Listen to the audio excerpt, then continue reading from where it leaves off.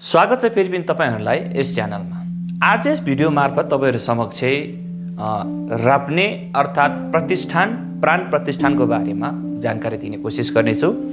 बौद्ध मार्गीहरुले खास गरेर महायानी बौद्ध मार्गीहरुले बुद्ध बोधिसत्वहरुको प्रतिमाहरु बनाइसकेपछि जुन राप्ने गरिन्छ, प्राण प्रतिष्ठान गरिन्छ, यो गर्नुको कारण के, यसको अर्थ के रहन्छ, गरेपछि के फाइदा हुन्छ, यसको विधि कस्तो हुन्छ भन्ने कुराको जानकारी लिएर तपाईहरु समक्ष उपस्थित भइसकेको छु। भिडियोको अन्तिमसम्म रहेर साथ दिनु होला। नमस्कार, टसितेले।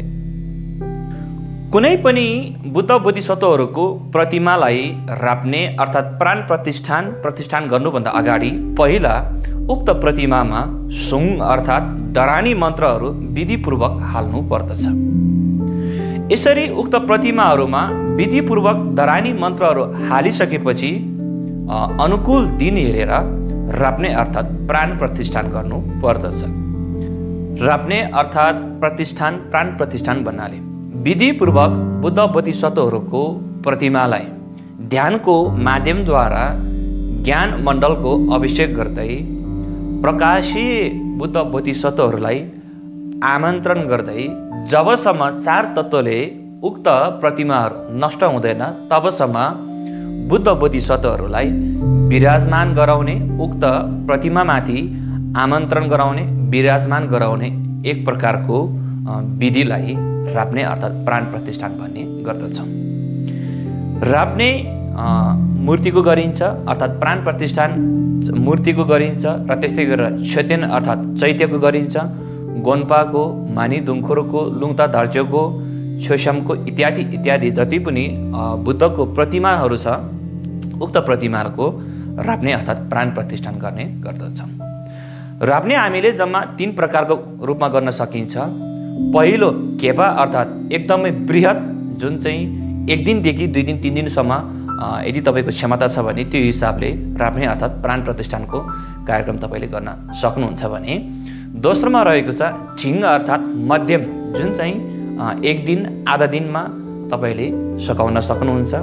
र अन्तिममा रहेको छ ध्युपा अर्थात संक्षिप्त राप्ने अर्थात प्राण प्रतिष्ठान तपाईले आधा घण्टा, 30 मिनट, 40 मिनट, 1 घण्टा, 2 घण्टा लगाएर पनि गर्न सक्नुहुन्छ। अझ त्योभन्दा नि कममा पनि तपाईले राप्ने अर्थात प्राण प्रतिष्ठान गर्न सक्नुहुनेछ। अब यसरी उता राप्नेको जुन विधि रहेको छ, प्राण प्रतिष्ठानको जुन विधि रहेको छ, त्यो विधिमा के पाठहरू समावेश भएको हुन्छ भन्ने कुराको यहाँ जानकारी राख्नु पर्दाखेरि पहिलो चरणमा अष्टमङ्गलको पाठबाट सुरु हुँदै गएर बिस्तारै क्याप्टो अर्थात शरण गमनको पाठ सुरु हुन्छ। शरण गमनको जुन विधि रहेको छ त्यो विधि उच्चारण गरिन्छ। त्यसपछि सेम्के अर्थात बोधिचित्त उत्पादको पाठ विधि उच्चारण हुन्छ।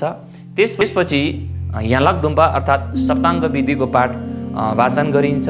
यसरी सप्ताङ्ग विधिको पाठ वाचन सकिसकेपछि गेक्टे अर्थात बाध अर्चन, जुन वस्तुको त्यहाँनिर प्राण प्रतिष्ठान गर्दै हुन्छ उक्त वस्तुहरूमाथि अदृश्य नेगेटिभ एनर्जी, नकारात्मक शक्तिहरूले त्यहाँ हक जमाएको हुन सक्छ। त्यसै कारणले गर्दाखेरि त्यो हटाउनको लागि गेक्टे अर्थात बाधा अर्चन हटाउने विधि, जुन मन्त्रसहित विभिन्न गुगुलको धुपहरू बालेर त्यसलाई हटाउने एउटा विधि मन्त्र पढिन्छ।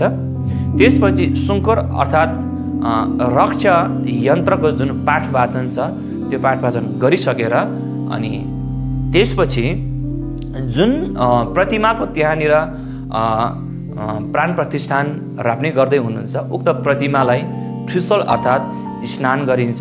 विधिपूर्वक ठुपानी छर्किँदै ठुपानीले स्नान गराइसकेपछि त्यसपछि वस्त्र अर्पण अथवा त्यसको छापमा तपाईले, त्यसको सट्टामा तपाईले खाता पनि अर्पण गर्न सक्नुहुन्छ।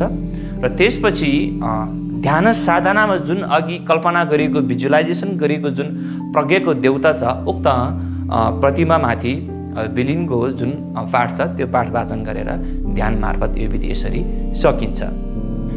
त्यसपछि तेन्सुक अर्थात दृढतापूर्वक स्थापित अर्थात 10 दिशाको बुद्ध बोधिसत्वहरू, डाकिनीहरू, धर्मपालहरूलाई विनम्रताको पूर्वक आमन्त्रण आह्वान गर्दै जबसम्म यस धरतीको सम्पूर्ण प्राणीहरू बुद्धत्व प्राप्त हुँदैन तबसम्म र जबसम्म यस प्रतिमाहरू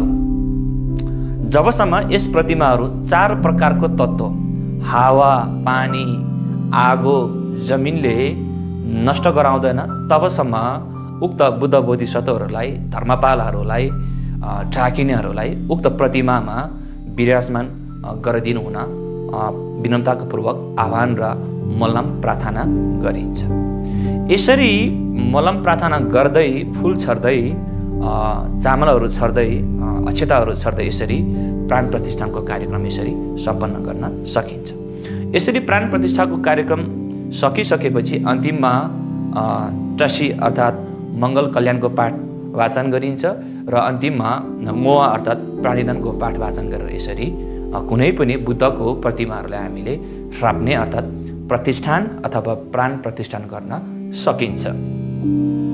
यसरी जब हामीले विधिपूर्वक लामा गुरुहरू बोलाएर बुद्धको प्रतिमाहरूलाई प्रतिष्ठान, प्राण प्रतिष्ठान राप्ने गरिन्छ। राप्ने गरिसकेपछि उक्त प्रतिमाहरूलाई यदि बुद्धको हो भने बुद्ध स्वयंको रूपले हामीले दृष्टिले हेर्नु पर्यो। केवल त्यसलाई धातुबाट बनिएको, माटोबाट बनिएको, ढुङ्गाबाट बनिएको नसम्झिकन त्यसलाई राप्ने गरिसकेपछि त्यसमा हाम्रो दर्शन शास्त्र अनुसार जाने हो भने प्रज्ञाको देवी देवताहरू त्यहाँ विराजमान भएको हुन्छ भनेर हामी विश्वास गर्ने गर्दछौँ। त्यसै कारणले गर्दाखेरि राप्ने गरिसकेपछि, प्राण प्रतिष्ठान गरिसकेपछि उक्त मूर्तिमा, उक्त प्रतिमामा अवश्य पनि प्रज्ञाको देवी देवताको वास हुन्छ।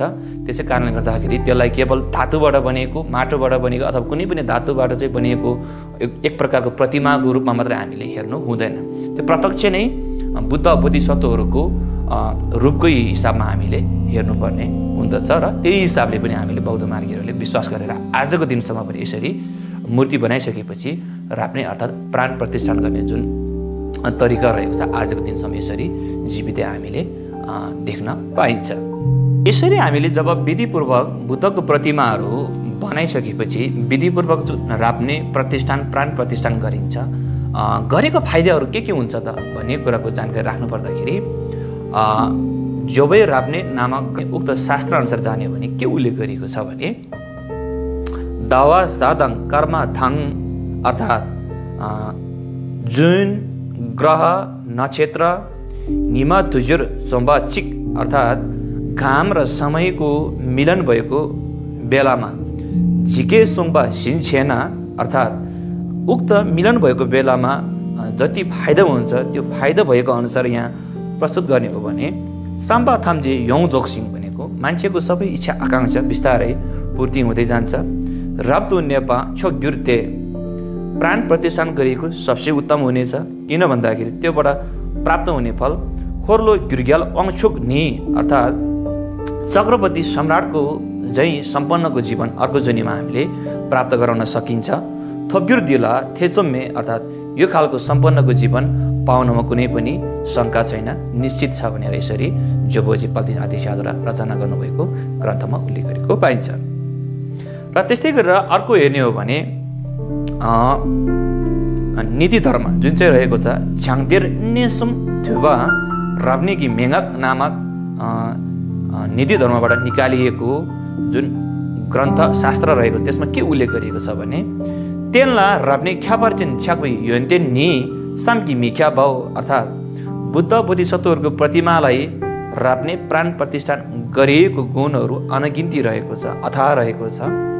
तोन्पा साङ्गे छिक्देन दु छेम्बी योन्तेन थाङ न्याम अर्थात् राप्ने गरिएको फल कस्तो हुन्छ भन्दाखेरि बुद्धहरू यस धरतीमा पाल्नु भएको सरा नै हुनेछ।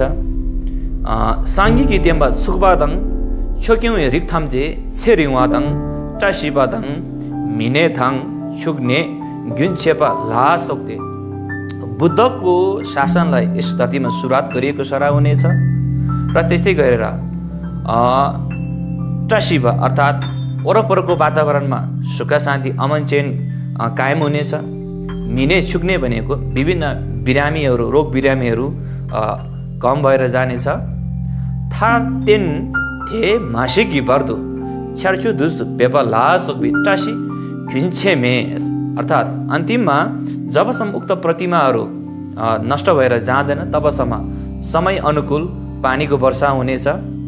थेसी सेक्पी कुजुक साम छेतेन राङ्गी थो गाङ सेङदे राप्दो नेपर चेना खोर्बै थाले ढोलर गिरो। त्यस्तै गरेर बुद्ध बोधिसत्वहरूको प्रतिमाहरू जस्तै चैत्य र त्यस्तै गरेर इत्यादि उहाँहरूको प्रतिमाहरू मूर्तिहरू हामीले एक हातको मात्रै बनाएर त्यसलाई प्राण प्रतिष्ठान गरिएमा त्योबाट प्राप्त हुने फल अब आउने अर्को जुनीको लागि एकदमै छलोको दुःखको भूमिबाट मुक्ति हुन समेत प्राप्त गर्न त्यो खालको फल प्राप्त गर्न सकिन्छ भनेर उल्लेख गरेको पाइन्छ। अर्को जुनीमा ढाचुमिटेबु थोपो अर्थात् अर्हतको जुन भूमिको ज्ञान छ त्यो समेत प्राप्त गर्न सकिन्छ भनेर उल्लेख गरेको पाइन्छ। शे सुङबत्तर नेकप मुन्थो धङ ला मी गोपङ थोप्ने थर क्योन कुन शे यन्तिन कुन्तिन गिङोर गिरुवा सोक लेन्चिङ मेम्बर कातेर गिलुङ थागले याङ सुङबला कल जङ्बो फोमो नामकी हि छेपर किसी। त्यति मात्रै नभएर अनि पनि बुद्धको ग्रन्थहरूमा शास्त्रहरूमा के उल्लेख गरिएको छ भने यसरी प्रतिमाहरू बनाएर बुद्ध बोधिसत्वहरूको प्रतिमाहरू बनाएर राप्ने अर्थात् प्रतिष्ठान र प्राण प्रतिष्ठान गरिएको पुण्यको फल अर्को जुनीमा मानव चोला पनि प्राप्त गर्न सकिन्छ, देवलोकमा पनि प्राप्त गर्न सकिन्छ। त्यति मात्र नभएर बुद्धत्व प्राप्त गर्ने एक प्रकारको हेतु समेत बन्न सकिन्छ, बिउ समेत बन्न सकिन्छ भनेर उल्लेख गरेको पाइन्छ। त्यसै कारणले गर्दाखेरि यो प्रकारको फल प्राप्त हुन्छ भनेर हामीले बुझ्न सकिन्छ। कुनै पनि बुद्ध बोधिसत्वहरूको प्रतिमाहरू बनाइसकेपछि विधिपूर्वक राप्ने गर्नुपर्ने जरुरी यो रहेको कुरा पनि हामीले थाहा पाउन सकिन्छ। भिडियो कस्तो लाग्यो? मन परेमा लाइक, सेयर र कमेन्ट गर्न नभुल्नुहोला र साथसाथै च्यानललाई पनि सब्स्क्राइब गरिदिनु होला। हवस् त, नमस्कार।